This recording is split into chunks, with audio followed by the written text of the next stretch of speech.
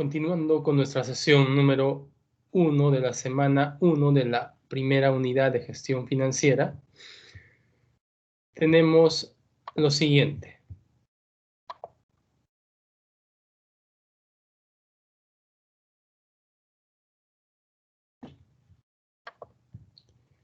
Rol del gerente financiero en las organizaciones.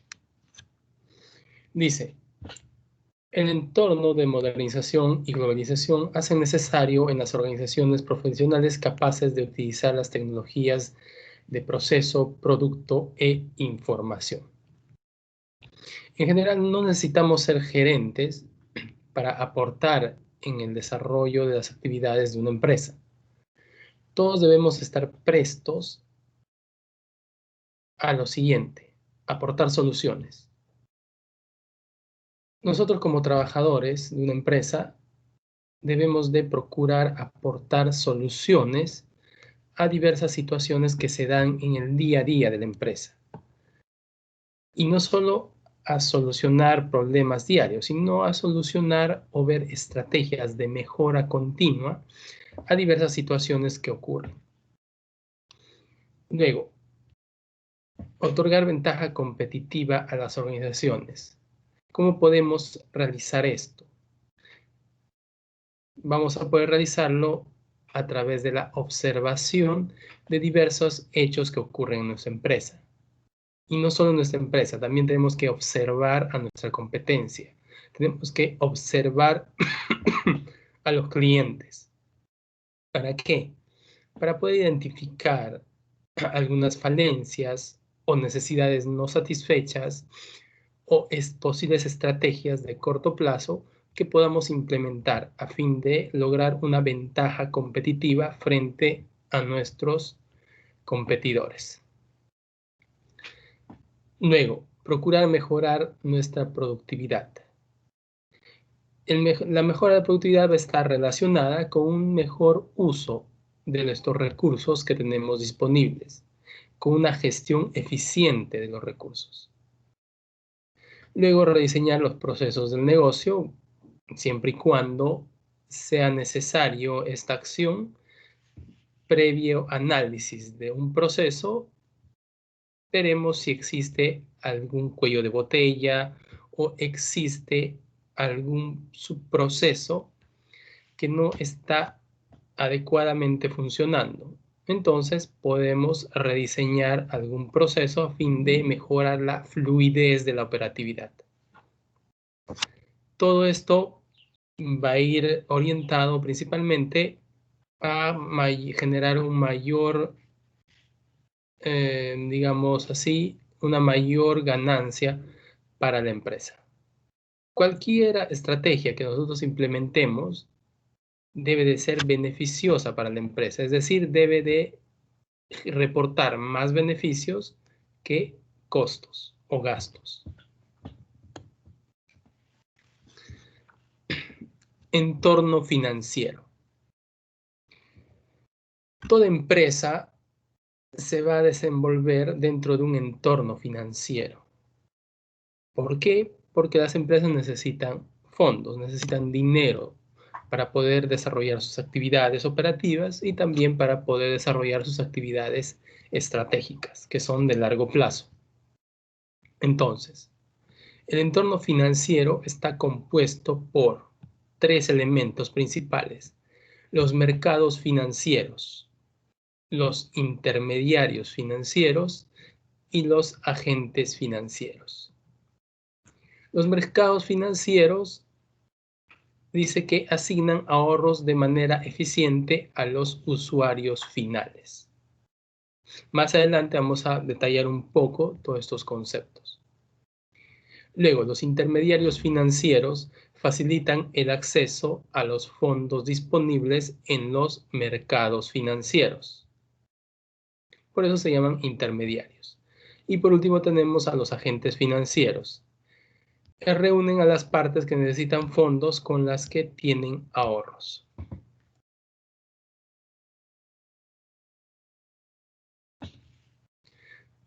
Bien, los mercados financieros se dividen en el mercado de dinero y el mercado de capitales. En el mercado de dinero se compra y vende valores de deuda corporativa y gubernamental a corto plazo. Veamos, ¿a qué se refiere valores de deuda corporativa y gubernamental de corto plazo? Principalmente se refiere a instrumentos que tienen vencimientos menores a un año.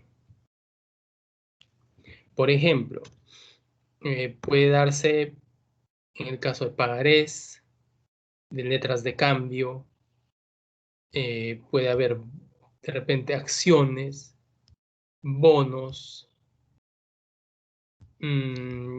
principalmente esos instrumentos. Pero, vuelvo a repetir, que tienen una duración menor a un año. Por eso son de corto plazo. Luego, mercado de capitales. Compra y vende deuda a largo plazo e instrumentos financieros. En el mercado de capitales, por el contrario, se enfoca en el largo plazo. Los instrumentos de deuda financiera puede haber varios, entre los que podemos destacar los préstamos bancarios de largo plazo. A través de los préstamos bancarios de largo plazo se pueden ejercer otros tipos de opciones, ¿no? Como el leasing. Otro tipo de deudas de largo plazo son la negociación de bonos. También la venta de acciones también. Entonces, todo eso se maneja en el mercado de capitales. El mercado de capitales, a su vez, se divide en mercado primario y mercado secundario. Mercado primario se encarga de la venta de valores de nueva emisión y el mercado secundario se encarga de la venta de valores existentes en el mercado. Supongamos, haciendo una analogía del mercado primario, que tú compras un auto 0 kilómetros. Ese sería el mercado primario. Lo compras de un concesionario y bueno, y lo tienes, digamos, ya lo llevas conduciendo un año y decides venderlo. Entonces, tú no lo vas a vender como nuevo, necesariamente vas a vender tu automóvil como usado. Es ahí donde entra a tallar el mercado secundario. Es en el mercado secundario donde tú vas a vender tu auto usado. Entonces, más o menos esa es la figura. En el mercado primario están los valores de nueva emisión. Y en el mercado secundario están aquellos valores que ya estaban en posesión de los, digamos así, accionistas o poseedores de bonos. Los intermediarios financieros, bueno, se van a encargar de hacer la intermediación, por eso se llaman intermediarios financieros, entre los agentes económicos que tienen superávit de fondos con los agentes económicos que tienen déficit de fondos. Los que tienen superávit de fondos van a ingresar esos fondos al mercado financiero. De alguna forma lo van a ingresar, comprando acciones, comprando bonos, comprando de repente otros papeles de deudas a través de depósitos o ahorros en empresas del sistema financiero, etc. Y por otro lado están los agentes que tienen déficit de fondos. Estos pueden ser familias, hogares, el gobierno, que lo cual necesitan dinero, necesitan fondos, por lo cual van a recurrir a estos intermediarios financieros para que les provean los fondos necesarios. Entre los intermediarios financieros tenemos los bancos comerciales, que todos nosotros conocemos. Los principales aquí en Perú tenemos el BCP, que no es muy querido, Interbank, BBVA, Scotiabank, Mi Banco, y bueno, también Saga, Ripley, creo que tienen sus bancos, etc. Instituciones de ahorro. Bueno, tenemos entre ellas, por ejemplo, las cajas de ahorro y crédito, las cajas municipales, cajas rurales, cooperativas, etc. Luego, las compañías de seguro, que también captan fondos, porque nosotros al asegurarnos en cualquier modalidad, vamos a pagar una prima periódica. E incluso hay planes que te permiten la devolución de ese dinero si es que no lo has llegado a usar. Bueno, entre las principales compañías de seguro tenemos RIMAC, Pacífico, Mafre, La Positiva. Otro intermediario financiero son las administradoras de fondos de pensiones, las AFP, que captan dinero de los trabajadores. Estas AFPs invierten este dinero en instrumentos financieros para obtener rentabilidad, lo cual una parte lo trasladan obviamente al poseedor de los fondos, es decir, a los trabajadores. Y bueno, y compañías financieras, entre otras. Estos son los intermediarios financieros. Y por último tenemos los agentes financieros. Existen dos tipos de agentes financieros. Uno es la banca de inversión y otra es la banca hipotecaria. La banca de inversión se encarga de la compra, venta de acciones y de valores corporativos, específicamente bonos, se podría decir. Entonces, la banca de inversión tiene mucho que ver con las administradoras de fondos de pensiones. Luego, tenemos la banca hipotecaria, cuya finalidad es de adquirir y colocar hipotecas para la compra o también compra o construcción, podría ser, de casas, oficinas, departamentos, plantas, etc. Tanto a empresas, individuos, a constructoras. De eso se encarga la banca hipotecaria, que últimamente se ha venido desarrollando bastante en nuestro país.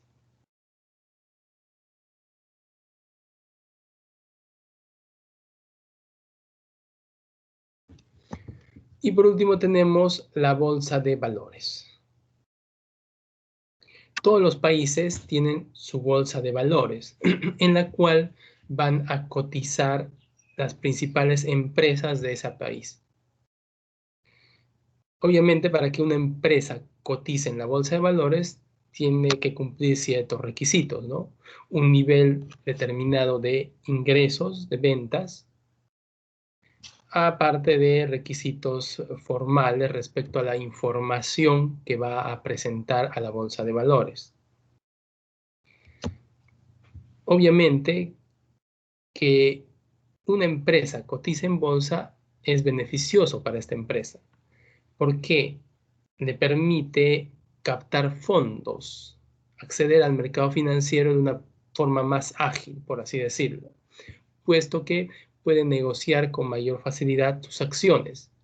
Y al estar cotizando en bolsa, las acciones de esta empresa van a gozar de un respaldo, cosa que no va a gozar una empresa que no cotiza en bolsa. Entonces, la bolsa de valores es el espacio donde se compra y vende acciones. Hay dos tipos de acciones: acciones comunes y las acciones preferentes o de inversión. Las acciones comunes tienen la particularidad de poder influir en las decisiones que se tomen en la empresa. Tú, como accionista común, participas de la asamblea de socios, en la cual, por ejemplo, se elige al directorio. Entonces tú tienes voz y voto. Sin embargo, las acciones preferentes o acciones de inversión no tienen voz ni voto. Por eso se llaman acciones de inversión, puesto que solo se van a adquirir con el fin de obtener una ganancia o rentabilidad. Las acciones de inversión tienen preferencia sobre las acciones comunes en el pago de los dividendos. Es decir, vamos a pagar dividendos primero a las acciones preferentes y luego ya a las acciones comunes. Ustedes dirán, ¿y eso, bueno, qué implica, no? ¿Qué sucede cuando tú pagas primero al accionista preferente que al accionista común? Usualmente las empresas para el desarrollo operativo, es decir, para el día a día, necesitan fondos, necesitan dinero. Entonces, cuando tú pagas cuando pagas dividendos, vas a necesitar dinero para pagar dividendos. Y no siempre la empresa va a tener disponibilidad de liquidez para poder hacer ese pago. Entonces es muy importante que un accionista preferente esté sobre un accionista común, puesto que va a gozar de, digamos, de ese privilegio de poder cobrar antes sus dividendos. Luego, el precio de las acciones es fijado por el libre mercado. ¿Qué implica esto? Y que va a estar fijado por la oferta y la demanda de las acciones. A mayor oferta de acciones, ¿qué sucede con el precio? Baja el precio. Por el contrario, a mayor demanda de acciones, sin que éstas incrementen en su número, ¿qué va a suceder con las acciones? Va a subir porque hay mayor demanda. Entonces, es el libre mercado quien va a fijar el precio de las acciones.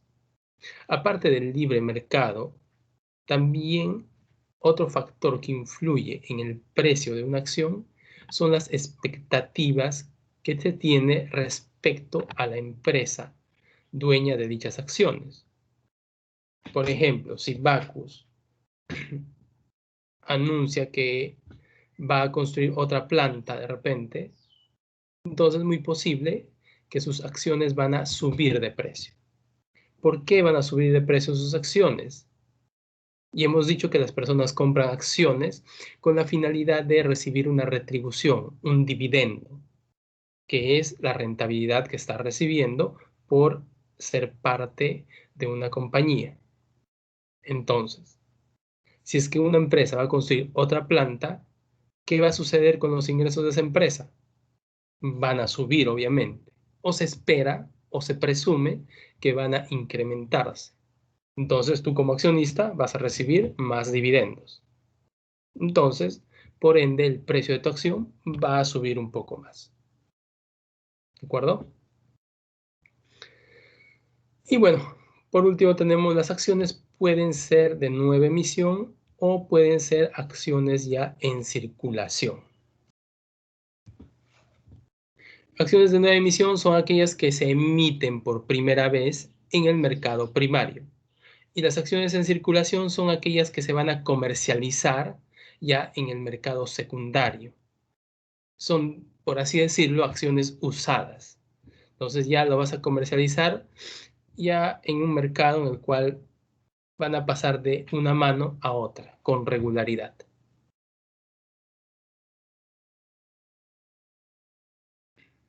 Aquí tenemos una gráfica, disculpen, aquí tenemos una gráfica del mercado financiero.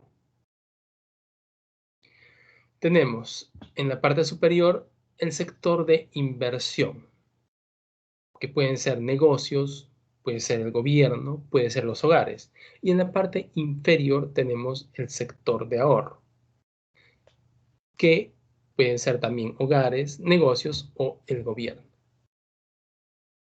Si podemos ver en esta gráfica que se vislumbra el largo plazo de las finanzas. Inversión, ¿en qué voy a invertir? Y ahorro es quién me va a proporcionar los fondos o de dónde voy a conseguir los fondos para lograr mi inversión. Entonces, el sector inversión necesita fondos, son los que tienen un déficit de fondos. Y el sector de ahorro son los que tienen un superávit de fondos. Entonces, ellos proveen los fondos y proveen también la necesidad.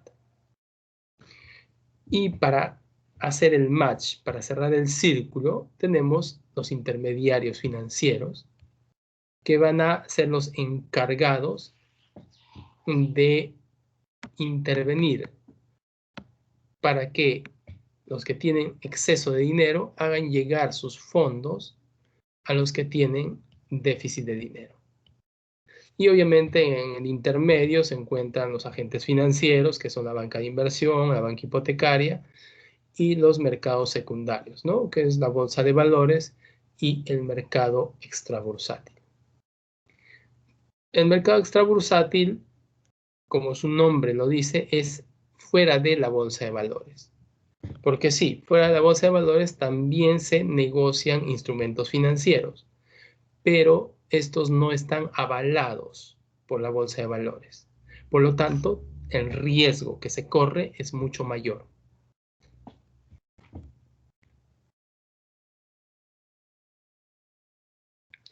Aquí vamos a ver algunos términos que se utilizan en finanzas. Rendimiento, cantidad que recibe quien invierte, es decir, una tasa de interés sobre el capital original.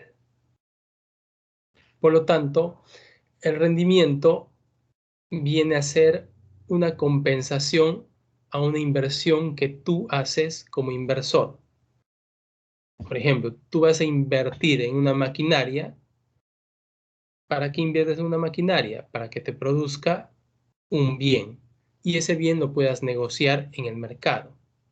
¿Con qué fin? Con el fin de obtener beneficios, que en este caso lo podemos traducir a una tasa de rendimiento. Luego tenemos el riesgo financiero. Es el riesgo de no cubrir los costos financieros. Está asociado al crecimiento de los costos financieros de la empresa. Entonces, si es que una empresa no está en la capacidad de cubrir los costos financieros, que tienen que ver mucho con el interés que nosotros vamos a pagar por la deuda, se corre con el riesgo financiero. Incertidumbre financiera, caso particular de riesgo que ocurre cuando no se tiene antecedentes históricos de las probabilidades de ocurrencia de eventos o situaciones. Por lo tanto, no se puede realizar estimaciones objetivas, como ha sucedido en 2020 con el caso de la COVID-19. No se tenía registro de eventos anteriormente sucedidos, al menos eventos en los cuales se haya monitoreado el comportamiento, ¿no?, del mercado financiero. Entonces, nunca habíamos estado actualmente frente a una pandemia. Por lo tanto, era muy difícil poder realizar estimaciones financieras. Y por lo cual ha sucedido unas grandes pérdidas que se han dado, ¿no?, a nivel financiero, a nivel económico, en todos los sectores de la industria. Y bueno, a raíz de eso muchas empresas han quebrado, muchos inversionistas han perdido dinero, etc.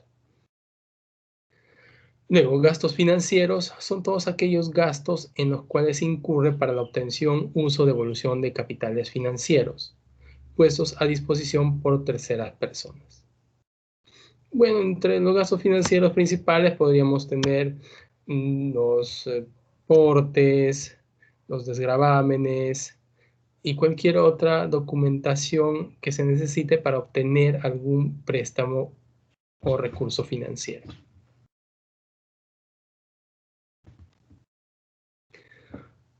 Inversiones. Representan las colocaciones de dinero sobre las cuales una empresa espera obtener algún rendimiento a futuro.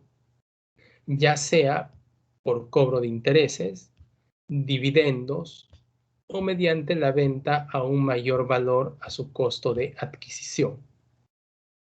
Entonces, una inversión está ligado a cobro de intereses. Cuando nosotros realizamos un depósito en una institución financiera, ¿qué esperamos que nos den al cabo de un tiempo? Un interés. Obviamente vamos a elegir una institución que nos brinde seguridad, es decir, menor riesgo y mayor rendimiento o interés. Dividendos. Ya hemos dicho que son un dividendo. Es la ganancia que obtiene el socio o accionista de una empresa. Y por último, venta a mayor valor a su costo de adquisición. Bueno, esta es la base del comercio. Los comerciantes compran mercancía al por mayor a un determinado precio y la revenden al por menor a otro precio distinto, el cual incluye una utilidad. Y bueno, esa es la base en sí del comercio, ¿no? Como tal. Luego tenemos ahorro. Es la parte del ingreso. Puede ser nacional, familiar, personal, organizacional, que no se destina a la compra de bienes de consumo o inversión, por lo cual el ahorro va a ser destinado principalmente en una entidad bancaria o en la compra de instrumentos de deuda que nos generen un rendimiento. Financiamiento. Implica la manera en que una empresa adquiere los recursos necesarios para llevar a cabo las decisiones de inversión.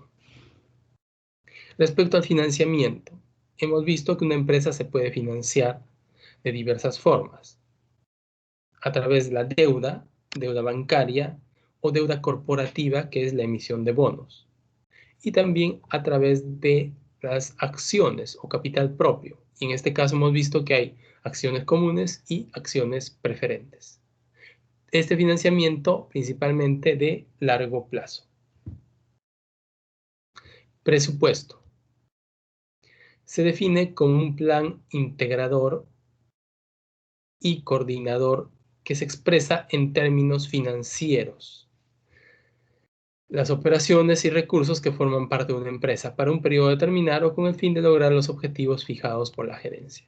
El presupuesto es una herramienta de gestión muy importante porque nos permite monitorear, en principio, las ventas y luego los costos y gastos asociados.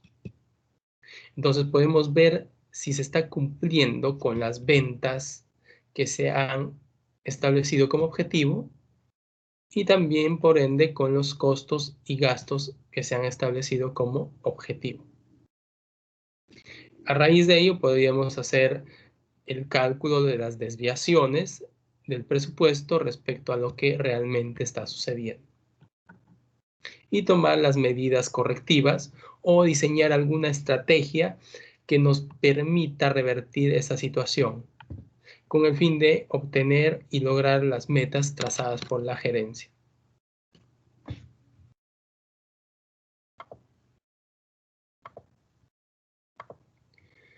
Bien, avanzamos hasta aquí y tomamos un pequeño break de 10 minutos aproximadamente.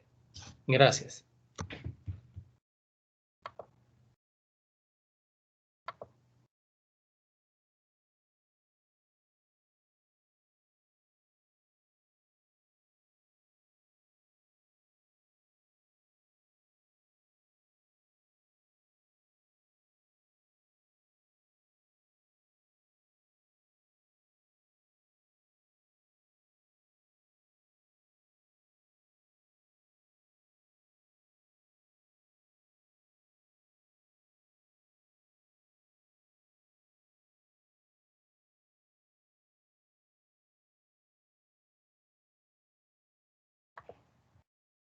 Bien, continuando.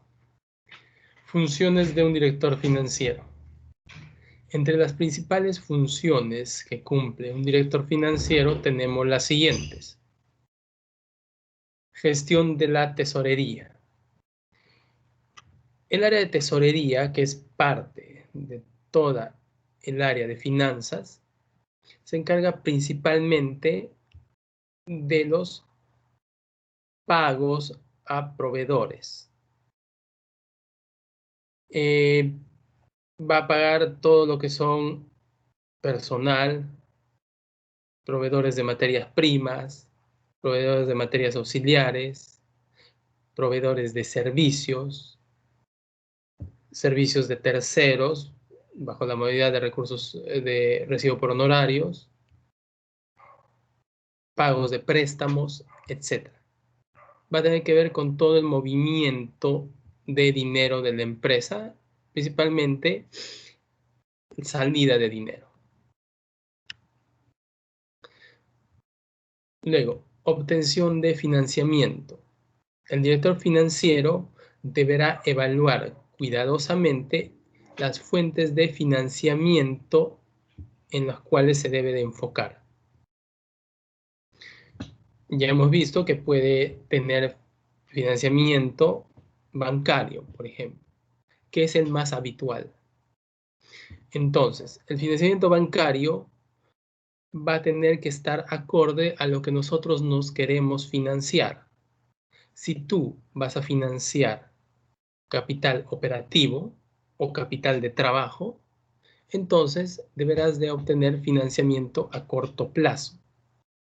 Porque el capital de trabajo tiene que ver con la operatividad, con el día a día de la empresa.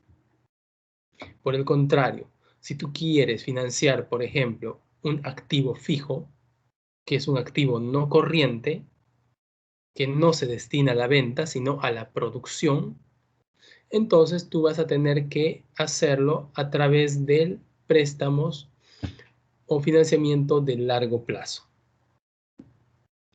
Puedes también usar otro instrumento que es el leasing, que te va a permitir financiar la compra de activos fijos. Entonces, como vuelvo a repetir, va a depender de qué quieres financiar. No puedes financiar la operatividad de la empresa con préstamos de largo plazo. Eso te va a traer problemas a futuro. Es como si tú compraras a 12 cuotas el pan diario. El pan diario lo vas a comer en el día. Sin embargo, lo estarías pagando hasta en 12 cuotas. ¿Eso es correcto? No. Vas a pagar un sobreprecio muy grande por ese pan, por el tema de los intereses. Gestión de créditos. Eso tiene que ver principalmente con el manejo de la cartera de clientes. Va a tener que gestionar a qué clientes se da crédito, a qué clientes no se da, en función, obviamente, al historial con el que ha venido trabajando para la empresa. Igualmente va a definir las políticas y procedimientos de cobro, cuánto tiempo de crédito se va a dar, 30 días, 60 días, 90 días, diversas estrategias para cobrar también va a tener que establecerlas, etc. Pago de dividendos. Se va a tener que establecer principalmente qué porcentaje de las ganancias se van a pagar a los accionistas. Si va a ser, no sé, el 10%, el 30%, el 70%, eso va a tener que establecer el director financiero. Los dividendos van a ser pagados una vez que se cubra con las necesidades operativas de fondo. Si es que tú no has cubierto tu capital de trabajo operativo, entonces no tienes dinero para poder pagar dividendos. Vas a tener que recurrir a un préstamo de corto plazo para poder financiar este aspecto. Preparación de presupuestos. El director financiero, si bien no va a preparar todos los presupuestos, porque un presupuesto maestro está constituido por otros presupuestos de otras áreas. Por ejemplo, el área de recursos humanos va a tener su presupuesto de personal, etc. El área de producción también va a tener un presupuesto. Cuánto va a necesitar para comprar materia prima, cuántos recursos humanos va a necesitar, etc. El área comercial también va a tener un presupuesto que va a estar ligado principalmente de repente al área de marketing, a gastos de distribución, etc. Entonces, lo que hace el director financiero es consolidar todos los presupuestos para poder presentar el presupuesto maestro. Es decir, el director financiero tiene que estar en continua relación con las demás áreas para solicitar la información que requiera. Preparación de estados financieros. Como todos ya sabemos, los estados financieros son informes que van a determinar la situación financiera y los resultados de una empresa.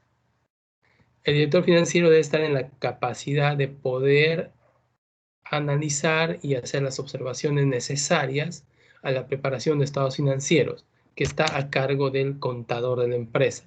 Sin embargo, el director financiero tiene que tener la capacidad de análisis necesaria para poder hacer las observaciones que crea pertinente. Custodia de registros. Bueno, en todas las áreas se da este tema. Debemos tener nuestros registros documentario adecuadamente organizado para tener a la mano ante cualquier requerimiento interno o externo. Auditoría interna.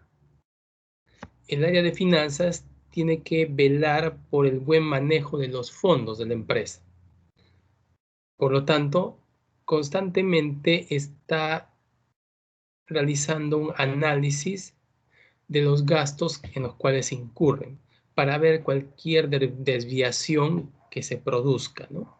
Y averiguar las razones y, de ser posible, procurar las estrategias para mejorar. Es por eso que el director financiero y en general el área de finanzas no tiene digamos, una buena acogida por parte de toda la empresa, puesto que el director financiero, el área de finanzas, está controlando minuciosamente la ejecución de los gastos, cosa que en algunas áreas lo toman no muy bien y bueno, y existe algún tipo de fricciones. Y por último tenemos la relación con los bancos e instituciones financieras. El director financiero debe tener un excelente trato con las instituciones financieras. ¿Por qué? Porque va a obtener los recursos necesarios para realizar las actividades operativas o actividades de inversión. Entonces debemos relacionarnos muy bien, proveer información que requiera la institución financiera para poder acceder a diversos préstamos. Obviamente vamos a tener que analizar los costos del dinero que cada institución financiera nos da y elegir la que menor costo nos ofrezca.